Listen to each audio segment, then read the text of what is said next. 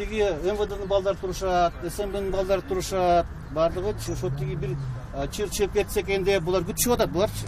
Азыр камайлык деп мага эскертүү берди. Камайбыз сиздичи. Нуга карабай мен келип асырдын астыңардан айтып атам. Мына не дегенде мынагы тиги аким дагы Первомайский администрациясында айтып атат. Эч кандай уруксат жок. Аз бардыңарды камайбыз, алып кетебиз депчи. Ошо негизинде бийлик, азыркы бийлик ушу бардык аракет кылды. Лидерлерди камашты, тиги парламенттин мүчөлөрүнүн баарына суракта жүрөт бардыгы. Мен да жүрөм суракта мына. Кече саат 11ге чейин кармашты. Бүгүн азыр кой беришти. Ошо негизинде мен мага дагы тиги эскертүү берип мен айттым. Кечегини сөз болгон. Мен ода бергем. Мен барыш керем деп мына силердин астыңардан келип атам.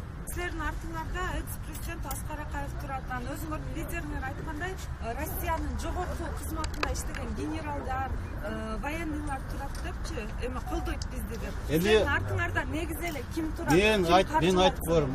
Бул баягы лидерлер айткан сөздөрү. Мен айткан эмесмин.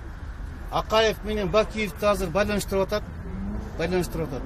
Мен өзүм жана айтсам, мен Бакиевдин убагында да, Акаев убагында кызматта болгон эмесмин. Алар менен эч кандай байланышым жок. Ошо негизинде ушу Бакиев, Акиев деген, Акаев деген ошо байланышларды бирөөдөн тастыктадыбы?